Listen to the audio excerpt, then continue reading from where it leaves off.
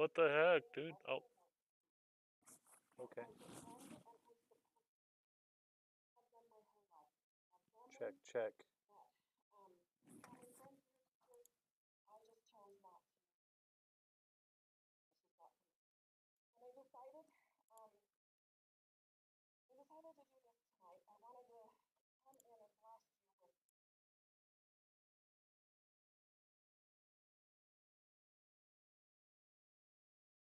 And anything that would get my point across.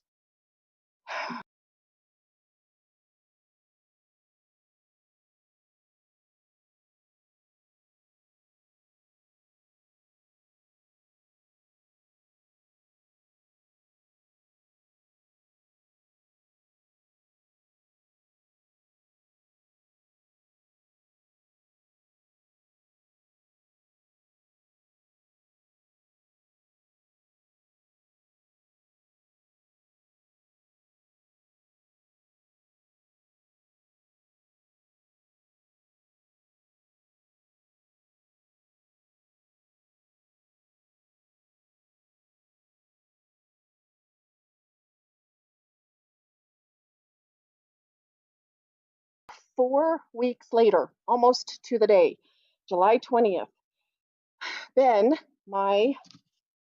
this is my youngest, he is almost 12, started complaining of his stomach hurting. By July 23rd, he was in the hospital. We were transferred up to Vegas Hospital because we have no PICU here and we have no pediatric surgeons here. We're small enough, we just don't have that. They thought it was his appendix. They took his appendix out, that didn't fix it. He had 103 fever. He had stomach pains. He actually had 2 negative COVID tests, and he tested positive for the antibodies. They tried what's called an IVIG, which is an immune booster. They tried prednisone, they tried antibiotics. Nothing seemed to work. This was my view for a lot of the time in the hospital. One of the things that happened, and I knew a fever was coming on, is when he got a rash on his cheek. I knew that meant a fever was coming on. 103 was the highest he ever had, but most of the time it was really close to 102.8, 2.9. After 5 days of no improvement, one of the doctors finally came to us with what is called, here's my no answers. We had no answers. They came to us with what's called MISC, multi-inflammatory syndrome, something I had never heard of. However, looking back, I had heard of the rashes back in New York, but that's clear in New York. Why would it affect us in Kingman? We spent hours researching. That's all I could do in a room that, with just me and my son. We spent hours with research. Finally, we found Dr. Lowe. He's a pediatric rheumatologist, and he agreed to take our case.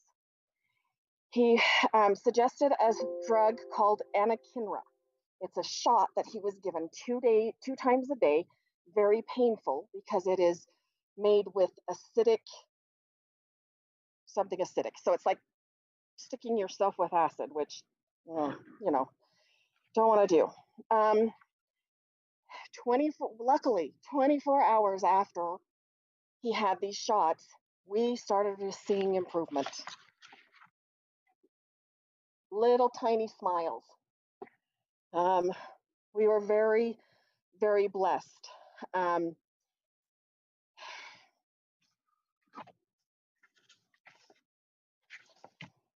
Here's his battle wounds. This is what we call his battle wounds. This is his one arm. And these are not moles. These are from the actual shots. That's just one arm. He had it in both arms and in both legs. This was all the injections that he was receiving.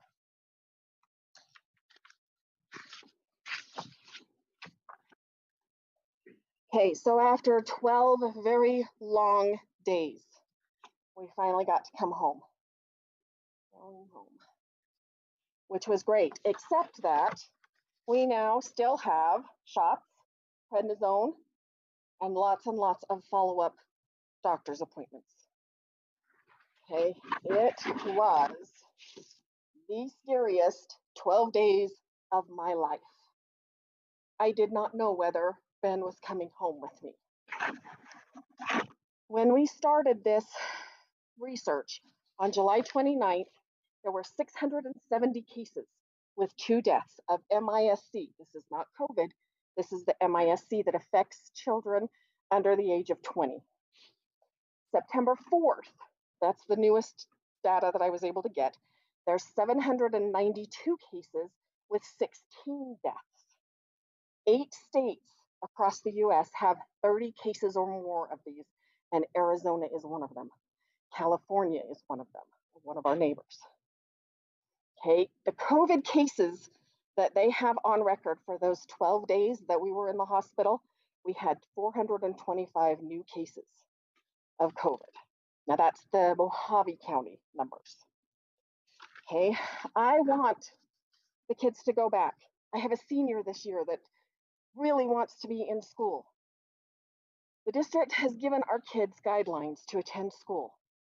In the parent handbook under guidelines for students' behavior, it says, an important part of education is the right to make decisions and the responsibility to accept the results of these choices. Students' behavior guidelines have been established to protect the rights of all. It then goes on to tell the kids what they cannot wear, what they cannot bring to school, what will happen to those kids that are disruptive. Do we disagree with these things? Most parents don't even read the handbook. We don't yell at you guys. We don't scream at administrators. We don't throw tantrums. We don't go at you. I've never even seen anything on Facebook complaining about these rules and guidelines. So why are we so upset over guidelines that the CDC are giving us so our kids can go back to school? If the CDC put their guidelines in a parent handbook, would that make it okay? I don't know. Why are we teaching our kids that it's okay to follow some guidelines and not all? That rule is so stupid. You can talk back to a teacher, but not to the principal. That's what we're telling our kids. That is not convenient for me, so you can wear whatever you want as long as it has red in it, or blue, or whatever your school colors are. I don't like that rule. So go ahead, take a knife to school, just not a gun. We can't pick and choose what guidelines we follow.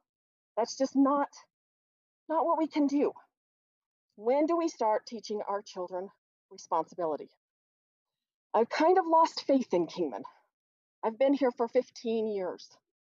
There are far more selfish people than responsible ones. Why do you have kids if you scream and swear at them? Like I heard a mother just today in Walmart parking lot, screaming and yelling at her kids. Why do you have kids if you treat school like a free babysitter and when they can't go, it's a big problem for you? I would never wish MISC on anyone. But I just don't think anybody will take this for what it's worth. Oh, I forgot this one. This is his newest problem. He has injection site reactions. And my mom taught me to draw circles around it so that I know if the rashes get bigger. So that's what that was. Forgot that one. So I just don't think that anybody is going to take this COVID-19 seriously until you have a child in the hospital fighting for their lives.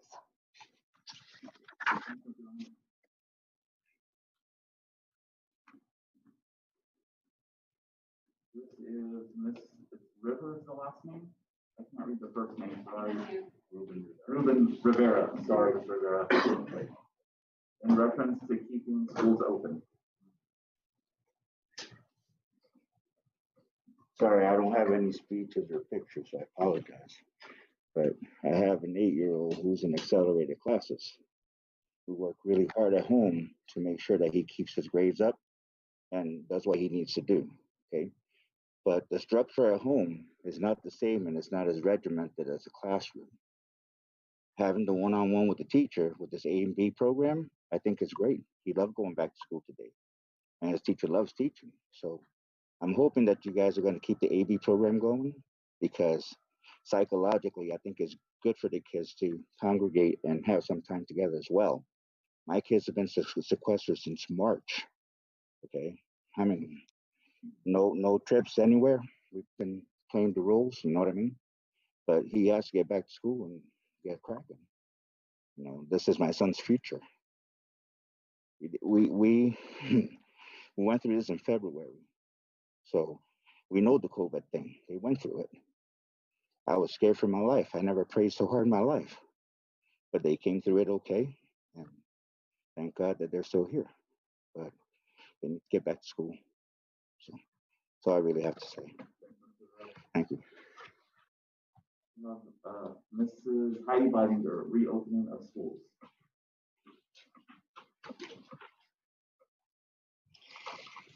Okay.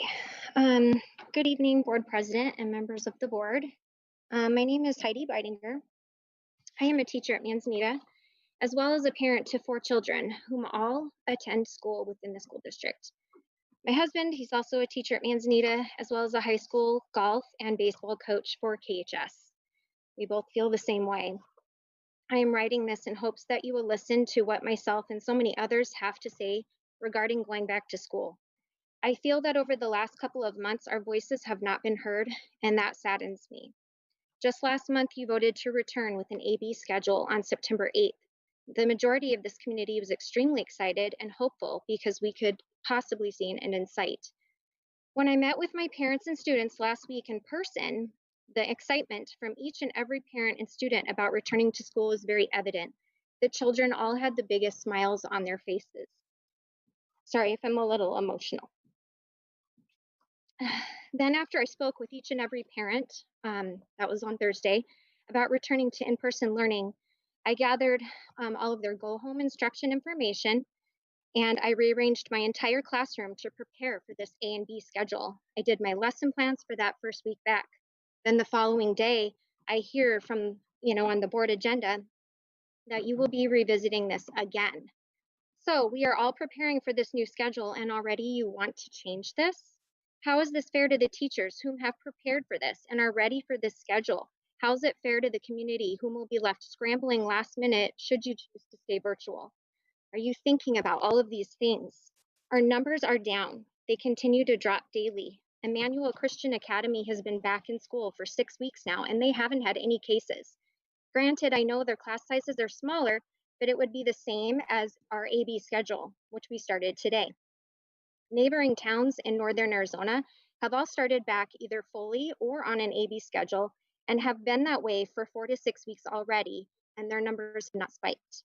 Even in our own schools, I can speak for Manzanita, we have had up to 100 students in our buildings every day since we started 3 weeks ago. These students who have been attending have not been social distancing because it is impossible to do so when you are putting them in the computer labs. They wear their masks, but like I said, they're not social distancing, and we have still not had any teachers or students that have fallen ill. And that should speak for itself. You should think about looking at that data. I could tell you about all of the effects that staring at a computer screen for a minimum of 4 hours a day would do to a child, but I will leave that up to the medical professionals whom have written you in the past. COVID will unfortunately be with us for a long time. Do you plan on keeping everyone virtual until a vaccine comes out? That could take another year, and even when it does come out, what will the effectiveness of that vaccine be?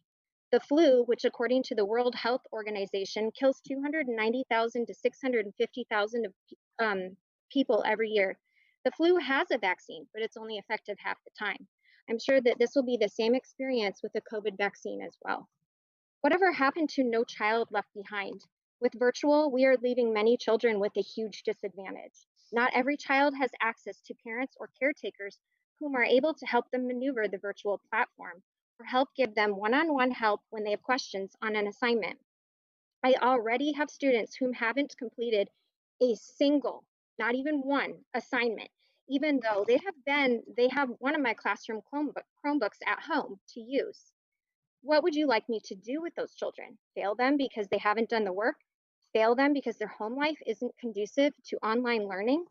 I have screened my current students recently because they take the devil's test, and I am seeing the negative effects of being out of school and taught online for the last 6 months. It is not good, and the thought of these kids enduring even one more day outside of the classroom scares me. Yes, some kids can learn virtually, but most kids cannot, especially that younger group that is just learning how to read. This is why COLA was created, so parents would have a choice. The remaining students who are on my roster are the ones who want to be in school. They do not live in any fear. I also believe that teachers and staff members should be allowed a choice. I do feel for those teachers and staff members that are afraid. If they do not feel comfortable being in the classroom, we should allow them the option to be teaching online with the COLA program. Please stop this nonsense of going back and forth and allow our kids to go back to school. The teachers are ready, the parents are ready, the students are ready. Let us prove to you that it can be done. Thank you. We have Mr. Arby addressing school open. Mr. President, members of the board, thanks for allowing me a few minutes. I'll try to keep it under 3. I just wanted to come and say, I know you've got some tough decisions. I don't think there's a right or wrong answer. I know Mrs. Allen, and she is everything she says she is. She has never been a teacher, but she's at school more than most teachers. She comes all the time. She's supportive, helpful. Her boys went to my school. And who's her favorite principal? There we go. All right. And so I love Mrs. Allen. I love her family. I'm sorry they had to go through such a traumatic thing. But I wanted to come and take a few minutes and just say I've been watching the school board meetings on, YouTube. And so I wanted to be on YouTube. That's basically why I'm here. No, I'm just kidding. But I wanted to say how much I appreciate Gretchen, Dr. Dorner, Jerry Woolsey, these two ladies behind me, Shelly Eastman, Vicky Trujillo, Robbie Pope. They've just done an outstanding job getting us ready for this huge, never before even attempted thing that we're doing since February. I don't know the hours they work. I always thought I was one of the hardest workers around and that no one could work me under the table. Those two have. I've been impressed by their leadership, and I would follow them wherever they go. So I just wanted to let you know how much that I support the administration, and I know the school board has some difficult decisions to make. The only thing I'll say about it is COVID-19 is not leaving. It's here to stay. So we either hide in our houses and never go out, or we live our lives and live our lives to the fullest. And I choose to live my life to the fullest. So appreciate the time. Thanks, everyone. And like I said, our district's in good hands with our administrators. Thank you. Thank you, Mr. Arby. Would anyone else that's present like to address the board this evening? Okay, I will go ahead and read the letters that were submitted to the board. The first one is from Diane Dickens. Members of the board, I'm writing to discuss my concerns about the reopening of our schools. I do not feel that our schools are ready for reopening. Virtual teaching, especially as a first-year teacher, has been difficult. However, we have only just met the benchmarks, and according to the state benchmarks, we should remain at the benchmark levels for 2 full weeks before reopening. We have not reached that threshold. I do not understand why the decision was made to open at this point. I know that this is a survivable illness for most. I also know this. It's me, the mother, who worries about all my children getting sick and what I would do if I lost one of them. It's me, the wife and mother, who worries what will happen to my husband, my children, and grandchildren if I get sick and end up in the hospital or have the worst possible outcome. It's me, the wife, who completely disinfects myself daily when I leave the doors of the school so I don't bring anything home to my immune-compromised husband. It's me, the wife, mother, and grandmother, who worries what will happen to me, our children, and grandchildren if my immune-compromised husband gets sick and ends up in the hospital or has the worst possible outcome. It's me, the grandmother, who worries if I will even be able to be around my grandchildren or meet my first biological grandchild later this year. It's me, the teacher, who worries that if I'm doing enough to educate the students in my charge during the virtual learning. It's me, the teacher, who worries about each of my students and their families' health and safety. It's me, the teacher, who worries about how my students will handle all of the emotional turmoil involved in all the unknowns. It's me, the teacher, who worries how having to shut down schools again will affect my students and their education. Honestly, I think we should have let science guide us and follow the benchmarks completely. I understand the concerns of family during this time. However, putting lives at risk, no matter how low the risk for most, is not the way to fix this. And again, that's Miss Dickens, fifth grade teacher at Manzanita. Next letter is from Dawn Peterson. My name is Dawn Peterson, and I am a junior going to Lee Williams High School. I'm taking dual credit classes at Lee Williams, and I believe that transitioning from normal classes to dual credit is very difficult, not just for me, but for other students as well. Transitioning to the AB schedule where we have in-school classes would be such a huge help to all of us, which is why I would like you to consider keeping the plan afloat to have us go to school and learn from teachers as it was meant to be. Have a great weekend. Next is from Jeff Torch. I'm writing as a parent of children who have already suffered from this at homeschooling. My children who excel at in-school teaching have had a decline in grades and the will to work on assignments. I and my wife work and don't have the time to be a teacher. This will affect not only their future in education, including college, but also in their ability to participate in school sports if their grades make them ineligible. The kids are stressed and depressed and want to socialize and be normal children, and we are stripping them of moments they will never get a second chance of like the poor seniors last year who didn't get to have a normal graduation. I say those who want to stay home and learn, go ahead, that's their right. But please don't strip those who do better in school of a proper education. They are our future. These are children who have the right to an education. And the bottom line is children really aren't getting sick. All these kids have been at each other's house the whole pandemic, playing video games and having sleepovers and haven't gotten sick. I urge the board to let that be the choice of the parents and not force our children out of their right to a better education. Thank you. This letter is from Karen Mannion. I would like my child to go full time, but I will take the AB schedule for now. Please do not take it away from them and do not let it last very long. Don't delay the opening. The kids need to be there and they really need a full week, not just 2 days. Okay, the next is from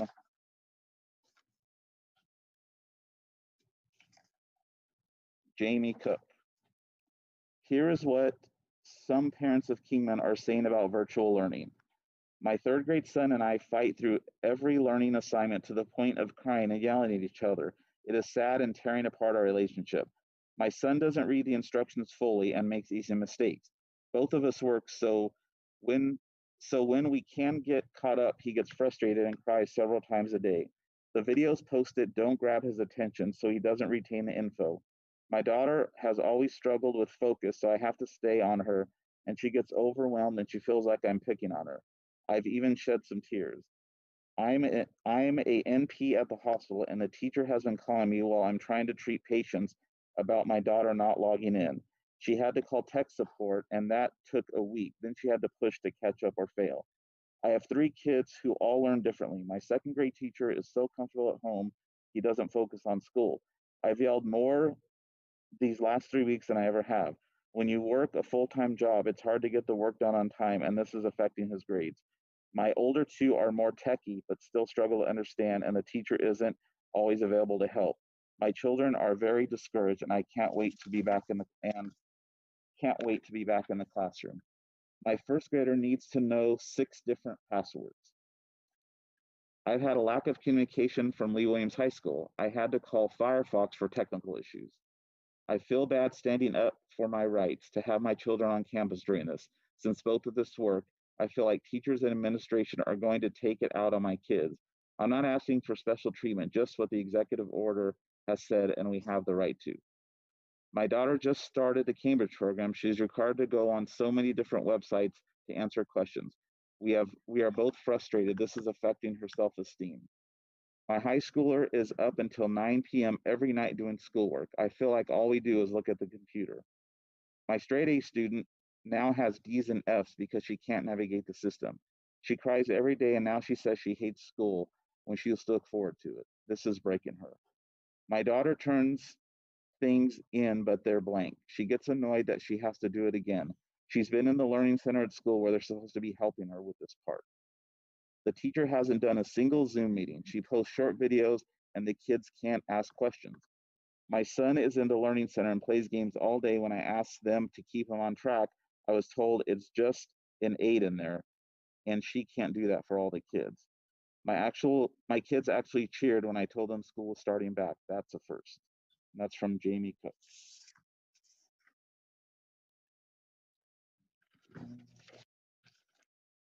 Okay, this one. Oh, it's from Lena Hawes. Dear KUSD school board members, thank you for taking the time to read my letter. I would like to begin by thanking the board for all the hard work that they have done over the last 6 months.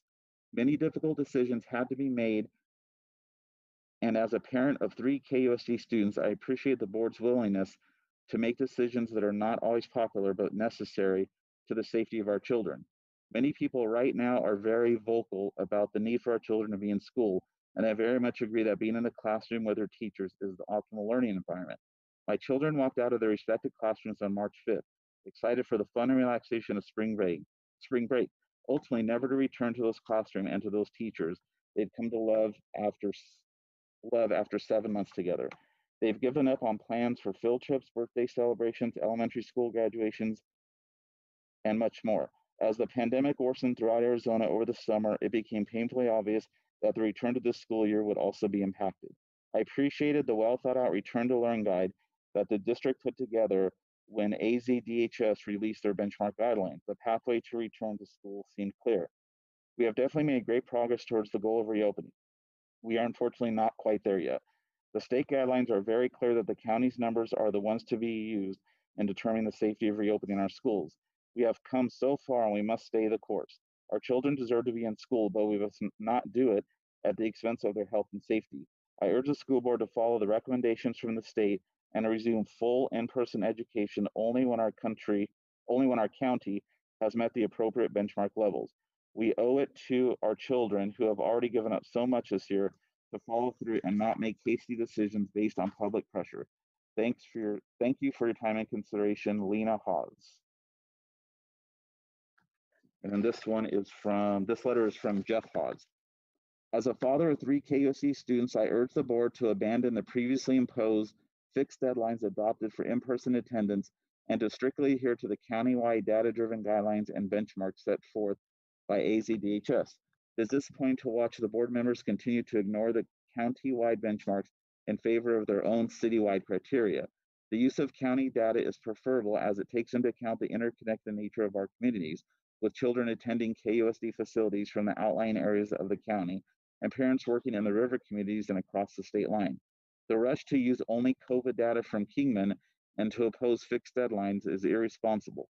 Most college campuses that have reopened for in-person learning have experienced outbreaks and have been forced to return to online virtual programs.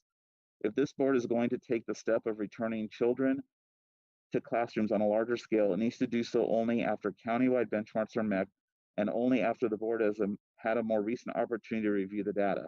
Setting a fixed deadline when reviewing data at a subsequent board meeting, as the board has done today, is illogical. While I understand that parents and teachers would like firmer deadlines for planning purposes, the primary focus of this board should be ensuring the safety of the students and their families. The board needs to discuss and not assess not only the risk of the children acquiring COVID, but also the risk that they may spread to their parents or guardians who may be elderly, immunocompromised, or otherwise greater risk to contract or to die from the virus. Further, the board needs to acknowledge the risk of multi-system inflammatory syndrome in children, MIS-C, that is exposing students to by rushing in-person learning ahead of the county-wide benchmarks set by medical professionals from the state. The parents who previously advocated for school choice and parent responsibility are now incensed, not that the public school system is broken and failing their children, but that the government is not providing childcare. Ultimately, the responsibility for educating children lies with the parents. Schools are simply a tool to aid in that responsibility. Virtual learning as a measured approach to returning to the classroom under AZDHS guidelines is a good way to assist parents in their responsibility while protecting the students and their families. Please stop imposing arbitrary deadlines for reopening. Set them for shortly after board meetings and after large calendar breaks when COVID numbers typically rise so data can be assessed by the board. This will give the board flexibility to make decisions based on AZDHS data. I think that's all the letters, but I want to go through and make sure we have them all. We had Diane Dickens, Don Peterson, Jeff Torch, Karen Mannion, Jamie Cook, Lena Hawes, and Jeff Hawes. Is that right, Jeff? Okay. So those are all the letters we have for this evening. We will, I believe we have no reports this evening. Dr. Dorner, no board reports. Okay, we'll move to item 6, which is approval of the consent agenda.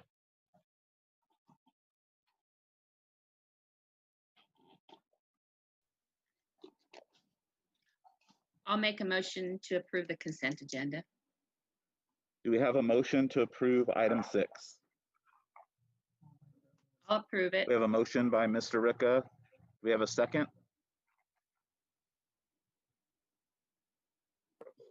I'll second. We only have a motion. Second. We don't have a second. Are you able Beth, to are you hear? trying to do a second? I don't think you can hear us. Oh, I couldn't. Now I can. Okay. Miss Young, was that a second? Yes. Okay, so we have a motion and a second to approve the consent agenda. Any discussion? All those in favor? Aye. Any opposed? Motion passes 5-0. Item 7, move to ratify the termination of employment of Maria Linder for reasons stated in the confidential memo to the governing board.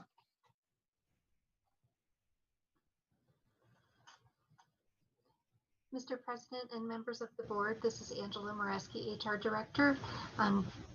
As you stated, Mr. President, we move to suggest ratifying the termination of employment for Marla Linder.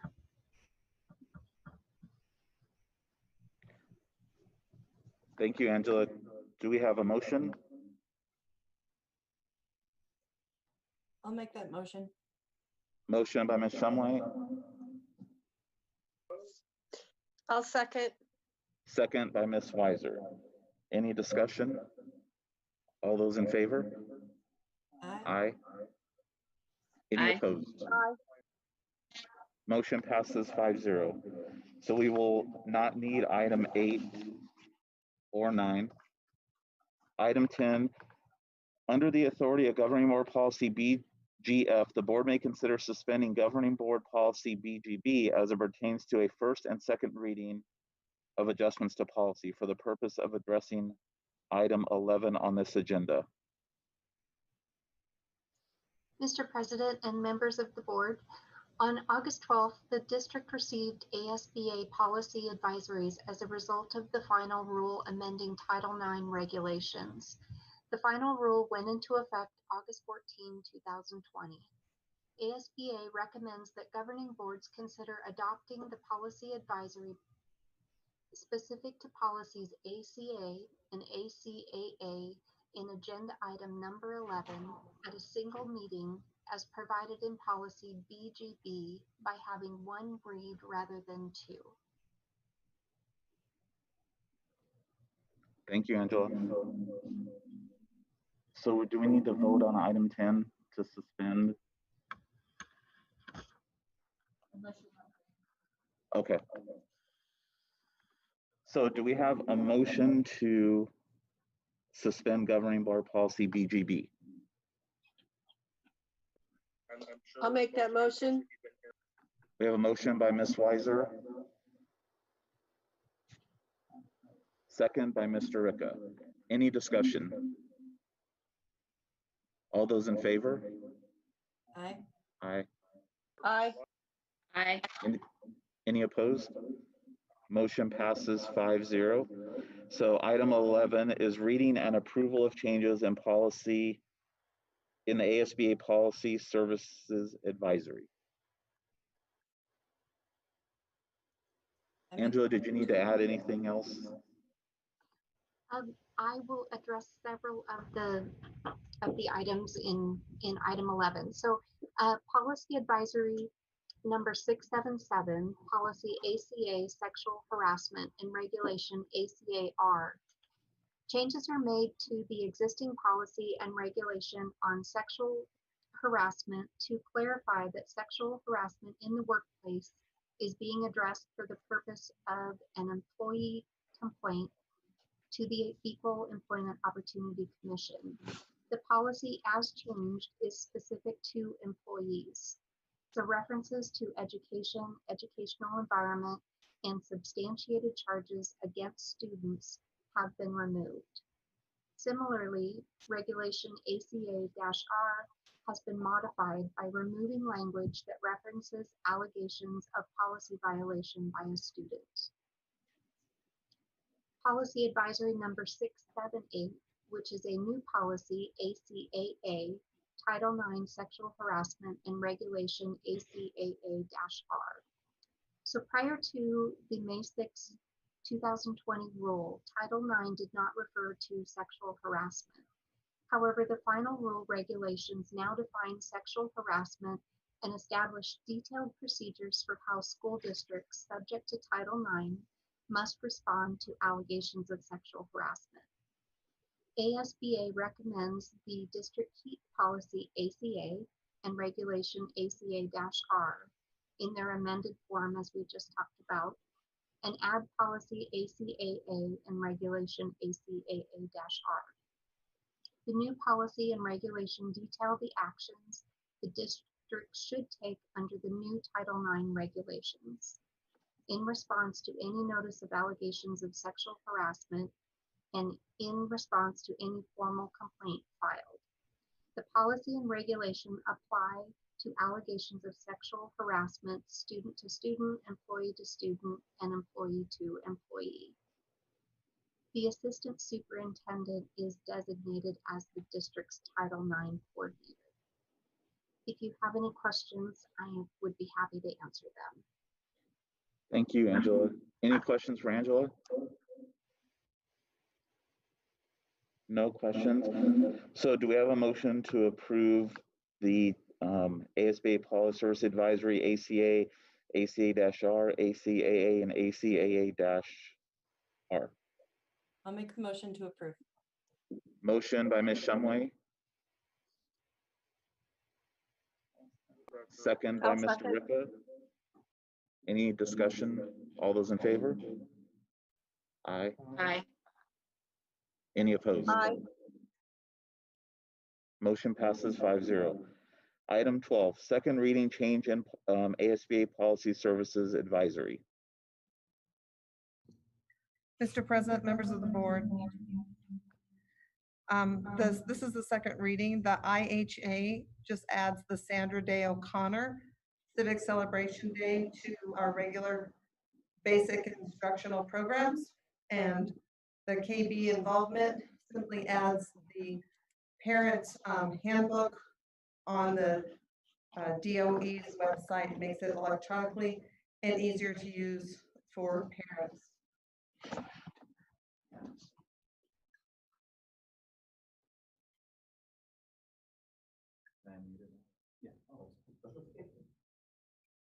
Thank you, Ms. Woolsey. Any questions for Ms. Woolsey?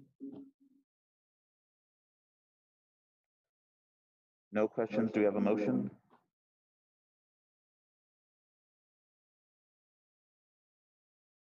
Run for an officer. I'll make a motion to approve.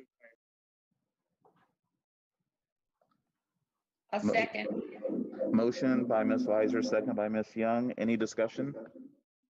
All those in favor? Aye. Thank you. Aye. Aye. Any opposed? Motion passes 5-0. Item 13, approve, is it Newzella? Did I say that correct? Content solutions designed for ELA social studies and science classrooms of every level to be displayed for the required 60-day beginning July 7, 2020. Ms. Woolsey. Mr. President, members of the board, this information has been displayed where there's been no public comments. Okay, do we have a motion to approve? Or questions from Ms. Woolsey? I'll make a motion to approve. By Mr. Ricca, A second. second, I think that was Ms. Weiser. Any discussion? All those in favor? Aye. Aye. Any opposed? Motion passes 5-0. Item 14, approve 2021 district representatives who will participate in special education individual education plans. Hi, Mr. Hill.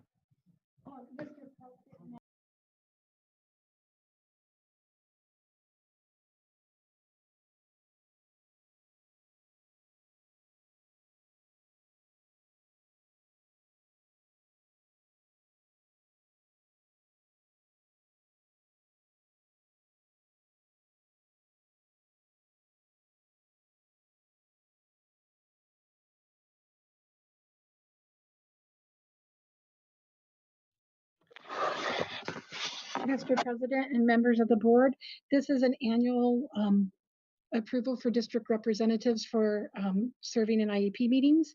This is the final set of members that we need to have approved for this calendar year. Any questions for Ms. Trujillo or a motion?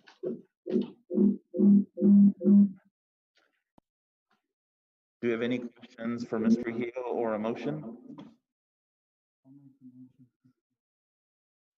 Make the motion to approve. We have a motion by Mr. Ricca, A second. second by Ms. Weiser. Second by Mrs. Weiser. Any discussion? All those in favor? Aye. Aye. Any opposed? Aye. Motion passes 5-0. Item 15, approve the lease purchases of 6 new international buses through RWC. And What's up? others are. Hello. Hey, Mr. President, members of the board. Recently, in the last couple of months, we had 2 bus fires in our bus yard. They were of the same make and model. These buses that were bought back in 2000. Upon research into each issue, we found that there was a recall because of a hazardous electrical issue that never made it to district level administration to take those buses out of circulation. So now we've taken those buses out of circulation, but there's a clear need for them in our fleet. And so I bring before you a financing option through RWC to get 6 new buses. It's going to cost about $1 million or $900,000 over time, and the payment is about $190,000 a year. This does put us in a position to where we won't be able to necessarily buy a bus here and there over the next coming years while we pay off these loans. So it could tie our hands down the road, but we feel like our hands are tied now. I have a question. Go Will ahead, they have Ms. air Ricca. conditioning? Yes. Do they have air conditioning? Yes. Yes. Great.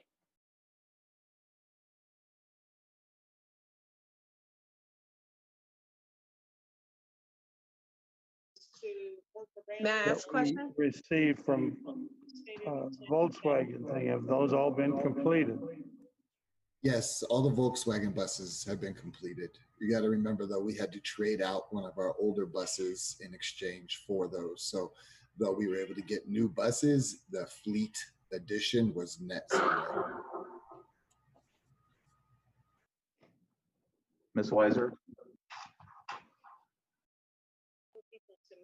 I wasn't sure what was happening with the old ones, why, since there's a recall, why they are not being fixed? We're Or way what's past. happening? Well, we're past that time. 2015 would have been that cutoff. The recall's back from 2000. And so when we bought those in 2010 and on, that information wasn't shared with us. And then if any information made it to the district, it never made it up the chain, unfortunately.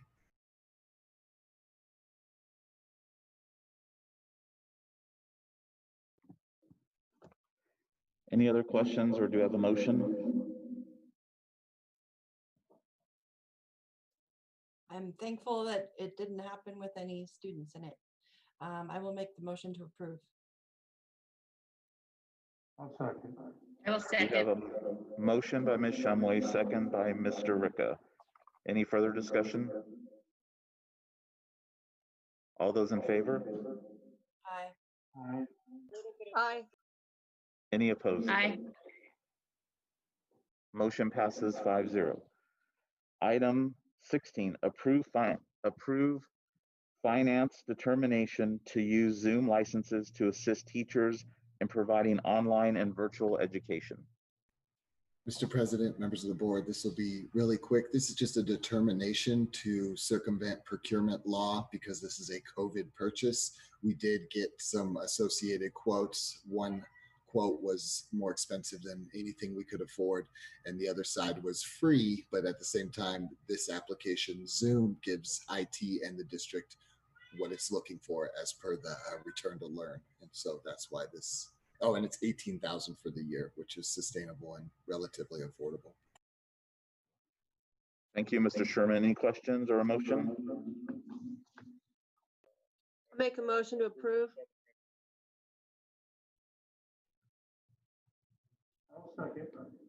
Motion by Ms. Weiser, second by Mr. Ricca. Any further discussion?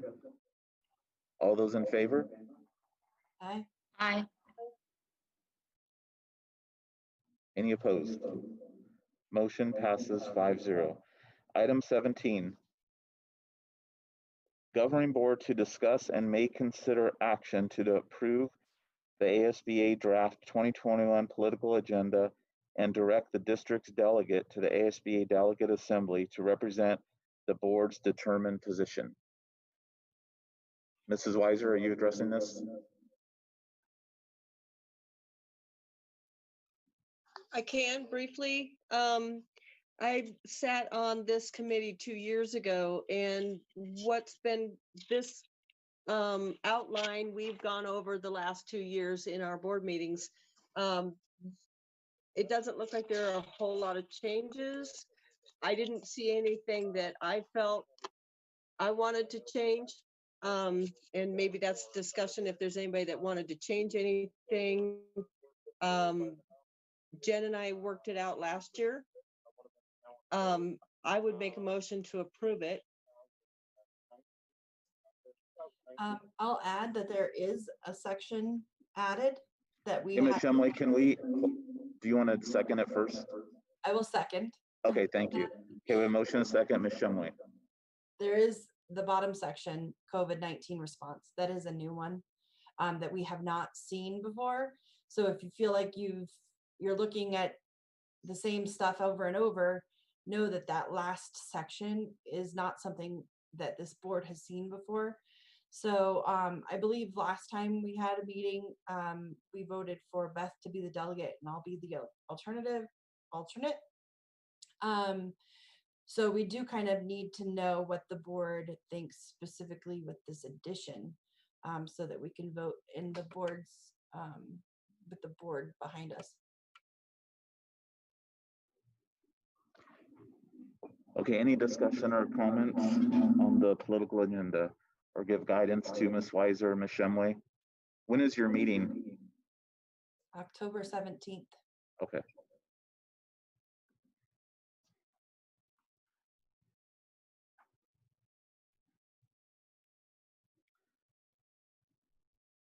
Any comments? I would agree with the agenda, and I'm good with both of our delegates supporting it. I don't suggest any changes.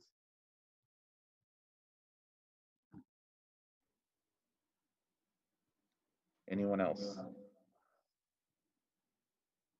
Okay, so we have a motion and a second and no further discussion. All those in favor?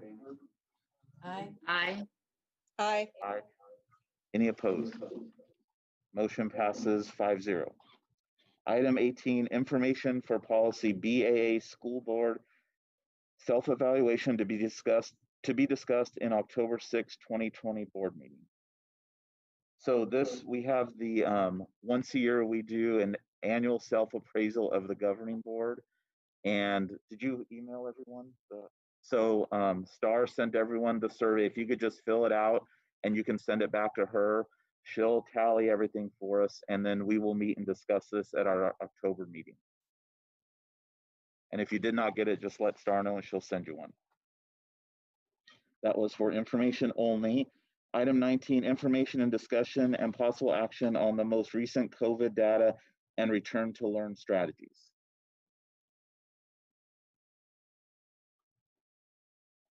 Ms. Dorner, do you want to start and just maybe talk about if you visited the schools today, how everything looked? Do you have any questions for the board? Mr. President, members of the board, I was able to get out into the school district today. I spent considerable time at several schools, as did Mrs. Trujillo and Mrs. Woolsey. We made it to many, if not most of them. Tomorrow we'll visit the rest. In the schools I visited, I walked to as many classrooms as I could. I think all staff were present today, and we did have a high attendance rate. Most of the classrooms I visited, the A or the B schedule was taking place. Students were wearing their masks. Many classrooms had the space where the students were spread out. Teachers were doing great and the kids were doing great. I did talk to a few of the staff members. And at this point, I only have positives to comment on. I was very proud of the staff and the schools that I visited. Thank you, Ms. Dorner. Ms. Woolsey, do you want to add anything? No, I saw the same thing. Kids were wearing their masks. Teachers were excited to be there. Kids were very excited. Attendance was really well at the schools I went to. So if you have any more specific questions, I'll be happy to answer. Okay. Do any of the board members have questions for Miss or Dr. Dorner? Sorry. I do. Was that Miss Shumley? Yes. Okay, go ahead, Jen. I heard that if parents or families decided that this was too soon for them, in the previously when asked, they said that they would choose a return to learn when safe. Some may not feel like it's safe yet. Do they still have the option to go online? Yes, we had someone needs to mute. We had originally had a cutoff date for COLA because we wanted to make sure kids were situated and learning. We did, as you know, we're over the capacity that we projected, but we did start adding students in again last week. So the answer is yes. I am referring them to meet with the principal or their counselor at their school and talk about their needs, and we are willing to enroll additional students, absolutely. Okay, good to know. And what percentage of teachers were offered their choice, whether they taught in person or online? I wouldn't say there was any percentage of teachers offered that. We've talked about this multiple times in board meetings. We did post when we were originally implementing COLA. We posted online teacher positions, and we had one applicant, one substitute. No teachers applied for the COLA positions that were posted. Now, as a matter of fact, we had to go outside of the district to get one, and we never did find the second one. So we moved to the TOR, the teacher of record, instead of the full-time online because we had no applicants. So if teachers currently don't feel safe, they really don't have a choice. They have to go. They have to go teach on ground. Current, yes. Okay. So before this meeting, I asked a couple questions to Angela, and thank you for your time, Angela, today. So since August, we've had 5 certified teachers quit. 2 of them were STEM, 3 of them were early childhood. We currently have 10 long-term subs on assignment because classrooms are not filled with teachers. And 1 teacher that was interviewed turned down the position when offered it because they found out that we were going on ground before ready. And that was I believe it was a math teacher. So that's some of the real implications when it comes to staffing that we face currently. And, this may continue to be an issue because this is record of this district's path forward. It may be an issue with filling positions in the future. So that's a concern. Jerry, I have a question for you actually. Did we ever, I know we talked about this before, did we ever put that statement, that waiver for parents to sign in the student handbook that says we understand that sending our kids to on-ground in-person learning may expose our child to COVID? Did that ever get put in there? She's passing it back to me, Mrs. Shumway. Okay. Yes, we've talked about waivers. We use the term compact. We made a compact for bus riders. What I agree to do as a student, what I agree to do as a parent, what I understand. And we do have a draft of a compact for parents that has all of the same things that are in the Return to Learn guide, as far as I agree to self-assess my student before they come to school. I agree my student will wear a mask. I agree that my student will sanitize in and out of the classroom. Everything that we put into the Return to Learn guide is in this compact as a draft that we are planning to distribute, yes. Okay, so was that guidance from our lawyer? Like we should have something in there? Actually, it came from the trust. The trust is our insurance or our liability company, and they gave us some example drafts. Okay, so the students that have options to go online or on ground, there's a waiver. There's not a waiver You're in not using the term waiver. compact. Yeah, because there are several kinds of waivers. There's a COVID-19 waiver release assumption of risk form that is associated with insurance and liability. And that is, that's not on an agenda today, but we could put that on an agenda in the future if the district chooses to pay, and Aaron can jump in here too if he wants. I think, Aaron, it's $75,000 for an insurance policy. We would have to have every parent and student sign that our waiver, deductibles. and we were not prepared to do that at this point. Our deductible, there's different types of forms essentially, and then our deductibles are associated with the people who signed those forms and didn't. But yeah, there's multiple ways to that coverage. It's just more expensive when people don't sign. Okay, so currently we don't have something that says by sending my child to school, I'm accepting Correct that risk. Okay. We also. Mr. Harvey. I can't say anything? No. Okay, because there is a waiver at the high school for sports. Yeah, there is one for. Sorry. There's one for sports? Yes. Okay, thanks for the information. And then I asked Angela, and there wasn't anything in the teacher or certified contracts that kind of said, I understand that I may be teaching in person during a pandemic. So I'm not exactly sure what liability the district holds when making decisions that go against ADHS guidelines. There may be some sort of liability associated with that,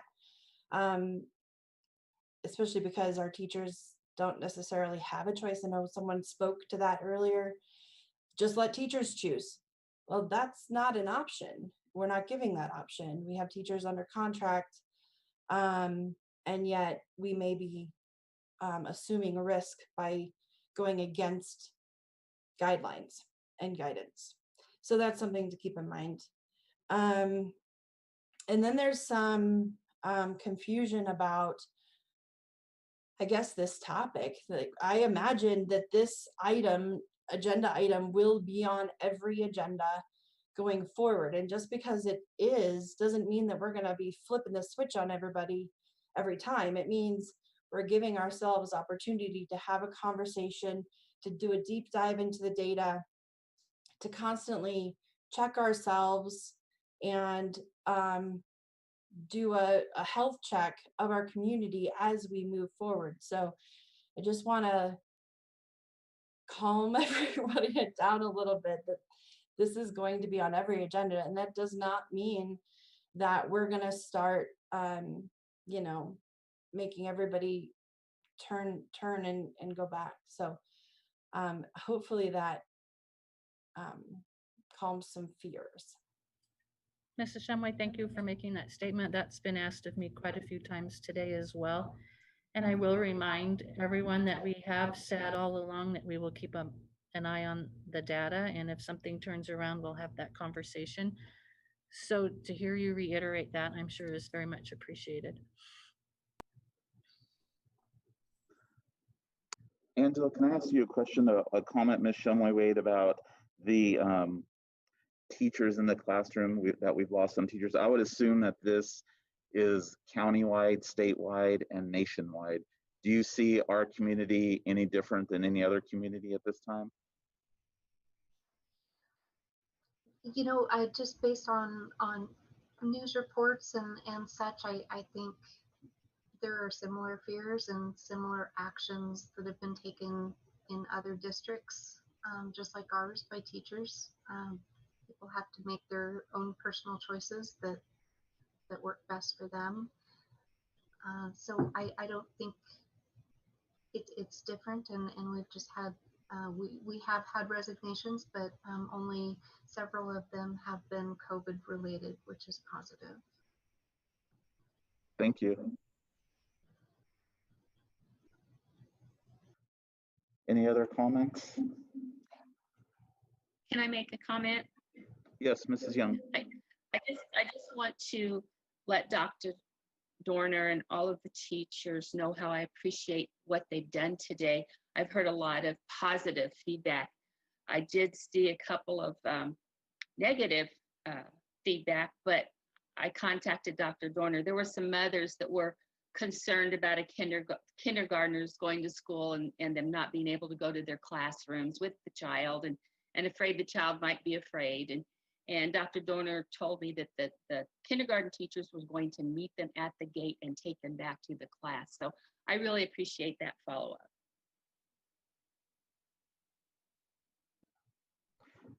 Dr. Dorner, is there anything that the board can do for you or the administration moving forward as far as getting the information out to the community or with the return to learn plan? Honestly, I appreciate the questions that you all email us, that teachers email us, that family members email, that family members say in calls to the public. I think the communication is important, and then when people ask those questions, it does give us an opportunity to hone in, to make decisions or to explain the decisions we've made. So my request would be to continue the open and honest dialogue. Thank you. Any other comments regarding item 19? We will move on to item 20, which is to approve the listed donations.